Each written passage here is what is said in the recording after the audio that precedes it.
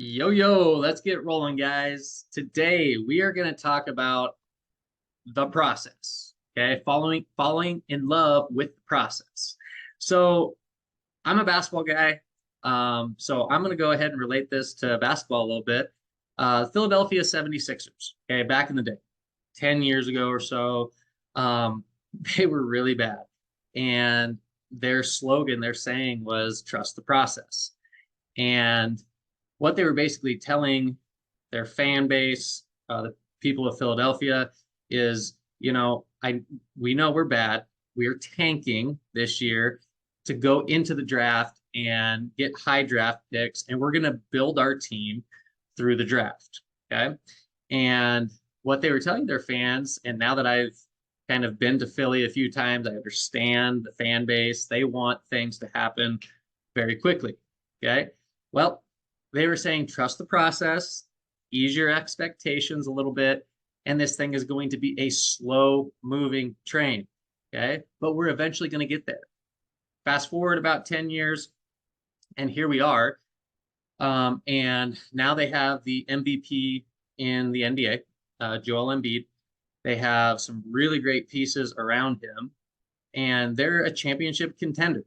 Okay. So now, in the Philadelphia fans' minds, they didn't have 10 years in their head. They had, well, this is going to happen now, right? You know, and that's what they wanted. Okay. But that's not how the process works. Okay. So that's what we're going to talk about here today is the process on your health journey and, just setting goals, some of the mistakes that we make, and just how to fall in love with the process. So, let's go ahead and talk about, I guess, the like setting goals. We're into February, so we're a month in to our January goals, right?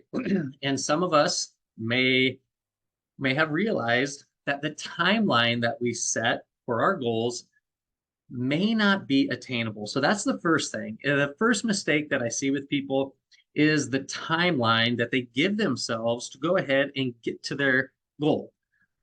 So, how I like to describe this is I tell my clients or anybody that asks, it's like, okay, how long did it take you to get to the state that you're currently in? And so that's a hard conversation. You got to sit there and you got to think, well, how long have I been eating like this? How long have I been, you know, um, not hitting my steps? How long have I not been, strength training? How long? And you need to sit down and think about that. And you're like, well, if it's been 10 years, then we're not going to accomplish this goal in, a month, 6 months, a year. Like it's going to be a while. Okay. So that's the first thing is the timeline. Okay. Same thing with the 76er fans. They didn't think the timeline, that's not the timeline they had in their brains either. So the second thing is biting off more than you can chew. This is a lot of people will be like, well, it's taken me 20 years to get to the state that I'm currently in, but there ain't no way that I'm waiting 20 years to have my dream body or to improve my situation.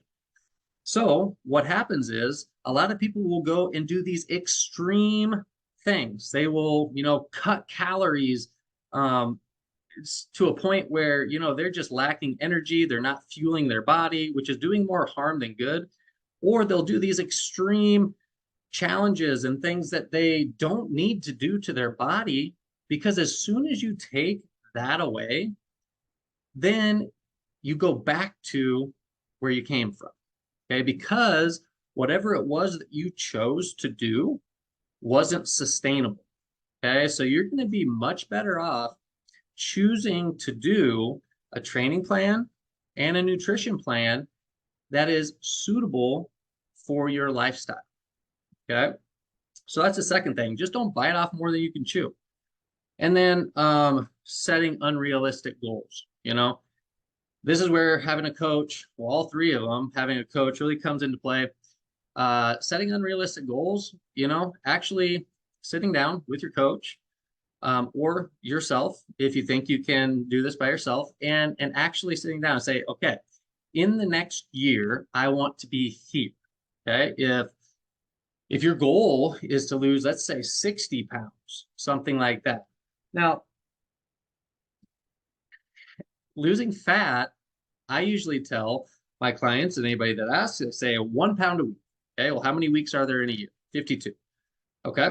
Well, inside of that year, there are vacations where sometimes we take a step back. There are birthday parties.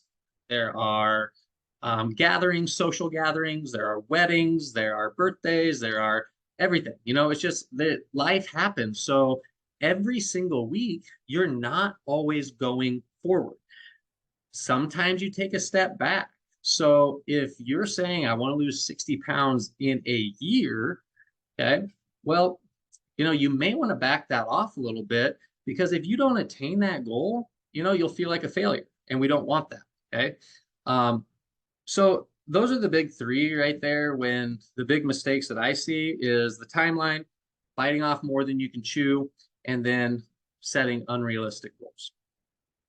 Um, so how I like to handle this is, you know, setting goals that go around the process. Okay. And what do I mean by that? Like, you have to ask yourself, okay, what habits do I want to develop that I know are going to get me to XYZ result, XYZ goal? Okay. So instead of like hyper fixating on the goal of losing X number of pounds, the fixating should be done towards the habits that are going to get you to XYZ. And that is falling in love with the process. Okay. Because let's be real. Okay. The goal of this is to make it a lifestyle.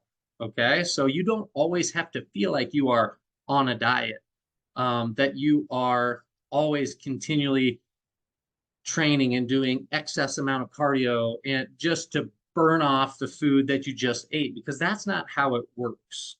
Okay.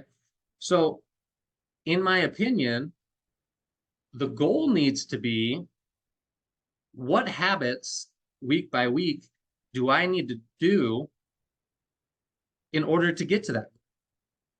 Okay. And falling in love with the process. And it's going to take months until these become habits, because it's going to be a challenge at first because you're not used to doing those things, maybe getting up at a certain time.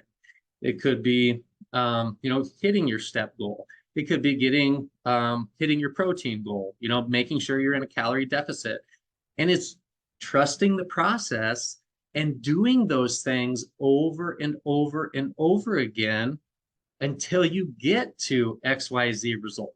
And again, you have to temper expectations and know that you're doing the right things, but the timeline in your head is just messed up. Okay. So ease your expectations a little bit. So this kind of reminds me, again, going back to basketball, is there was this player in Nebraska. So I was probably in junior high, maybe upper elementary. Went to the Nebraska State high school tournament with my dad. And this player was from Grand Island Central Catholic. CJ Kogel was his name. And he made an impression on me. And because this was in the 90s, and Steph Curry wasn't on the scene yet, and so he hadn't developed the long range three like the game is kind of developed now. But this kid, it was no joke. As soon as he crossed the half court line, the shot was going up. Okay. And he had the funkiest form in the world. He'd kind of cock that ball over here and he'd throw it, and it would be like a side spin sort of a thing. Like, it was so untraditional and really an ugly shot. Um, but it went in. And I don't think he has, or maybe he does. I'll have to go check it on the NSAA website. But at the time, he had, the Nebraska State record for the most threes in a career, in a season, things like that. And so, like, in that game, there was guys triple teaming him as soon as he crossed half court. still draining threes. I think he ended up having 10 or so threes in the game, still being triple teamed. But the thing that really shocked me was my dad. I don't know who he talked to. He talked to some coach that knew him or knew of him and knew his coach. And, they were just saying like, okay, what does this guy do, to shoot so well? And he would say that he shot, he made 100 threes every day before school, like before school. Okay. It was just like, and he was just trusting the process. He knew what he wanted. He wanted to see that ball go in the rim, over and over again in a game, right?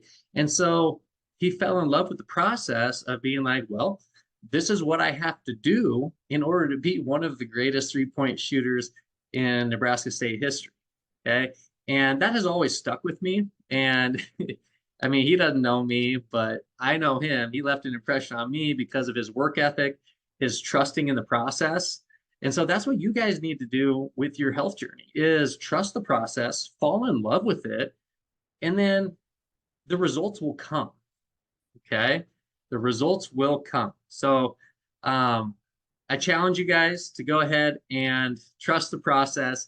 Keep putting one foot in front of the other, becoming 1% better each and every day. You're doing the right thing.